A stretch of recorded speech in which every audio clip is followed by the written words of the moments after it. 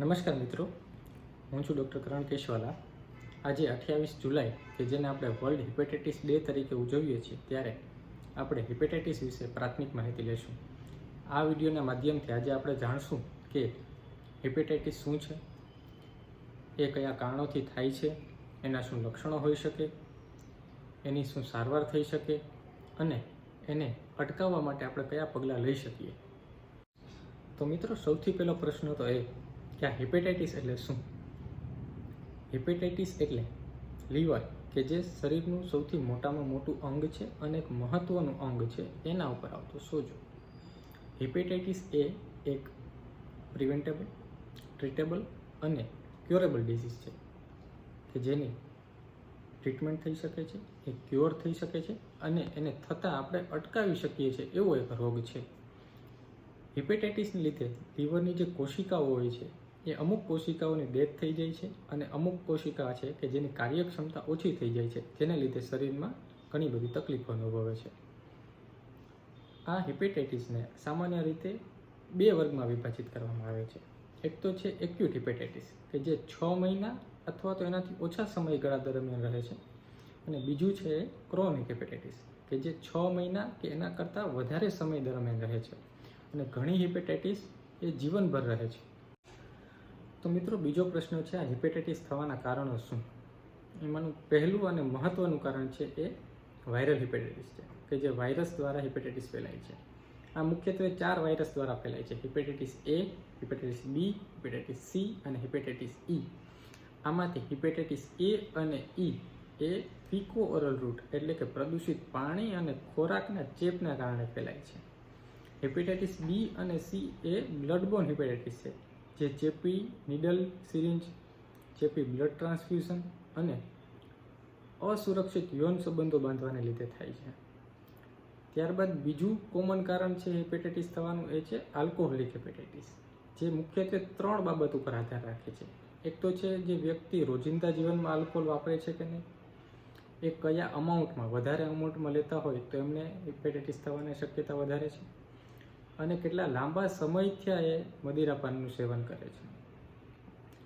ત્રીજું હિપેટાઇટિસ થવાનું કારણ એ છે ટોક્સિક હિપેટાઇટિસ કે જે ઘણી બધી દવાઓ અને એવા હર્બલ પ્રોડક્ટ્સના લીધે થાય છે.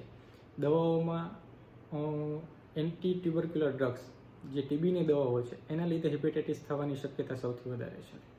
અને ચોથું કારણ છે એ ઓટોઇમ્યુન હિપેટાઇટિસ કે જે સ્ત્રીઓમાં વધારે થતું જોવા મળે છે. તો મિત્રો, કયા એવા સિમ્ટમ છે કે જેને આધારે આપણે સસ્પેક્ટ કરી શકીએ કે જે તે વ્યક્તિ અથવા તો દર્દીને હિપેટાઇટિસ હોઈ શકે? એમાંનું સૌથી પહેલું સિમ્ટમ છે ફીવર. ફીવર છે હિપેટાઇટિસના જનરલી ઇનિશિયલ પીરિયડ એટલે કે શરૂઆતના ભાગમાં જ હોય છે. આ ફીવર ઘણીવાર ઠંડી લાગીને આવી શકે, ઘણીવાર લો ગ્રેડ અથવા તો હાઈ ગ્રેડ હોઈ શકે.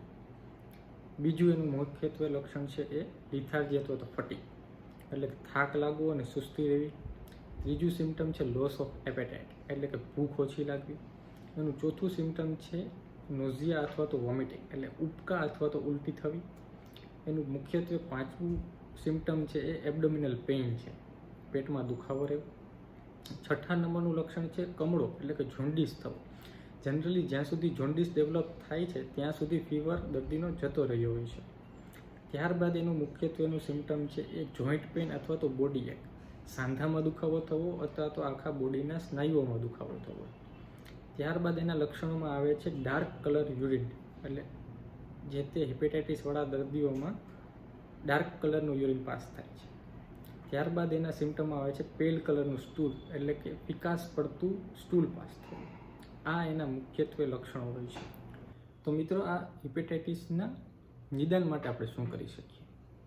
એમાં સૌથી પહેલું છે બ્લડ ટેસ્ટ, જેમાં સૌથી પહેલી ટેસ્ટ છે લીવર ફંક્શન ટેસ્ટ. આ ટેસ્ટની અંદર એસજીપીટી, એસજીઓટી, બિલિરુબિન, આલ્કલાઇન ફોસ્ફેટ અને અન્ય રિપોર્ટ થતા હોય છે. આ રિપોર્ટને આધારે આપણે ખબર પડે છે કે લીવર ઉપર કેટલું ડેમેજ થયું છે. ત્યારબાદ બીજા નંબરમાં વાયરોલોજીના રિપોર્ટ થતા હોય છે, જેને આધારે આપણે ખ્યાલ આવે છે પર્ટિક્યુલર જે હિપેટાઇટિસ થયું છે એ કયા વાયરસને કારણે થયું છે. ત્યારબાદ ત્રીજા નંબરમાં આવે છે સોનોગ્રાફી. સોનોગ્રાફીને આધારે આપણે ખબર પડે છે કે હિપેટાઇટિસને લીધે લીવર ઉપર સોજો આવ્યો છે કે કેમ, અને એને લીધે કોઈ અન્ય કોમ્પ્લિકેશન થયા છે કે કેમ. ત્યારબાદ ઘણા ઓછા પેશન્ટોમાં અથવા તો સિરિયસ દર્દીઓમાં અન્ય રિપોર્ટની જરૂર પડે છે. આ રિપોર્ટમાં ફાઇબ્રોસ્કેન, એન્ડોસ્કોપી અને લીવર બાયોપ્સી જેવા રિપોર્ટ પણ આપણે જરૂર પડતી હોય છે. તો મિત્રો, આ હિપેટાઇટિસની સારવાર કઈ રીતે કરવી? તો મુખ્યત્વે આ હિપેટાઇટિસની સારવાર 3 મુદ્દાઓ પર આધારિત હોય છે. એ હિપેટાઇટિસ એક્યુટ છે કે ક્રોનિક, કયા વાયરસના લીધે હિપેટાઇટિસ થયું છે અને એના કોઈ કોમ્પ્લિકેશન થયા છે કે નહીં, એના આધારે એની સારવાર નક્કી થાય છે.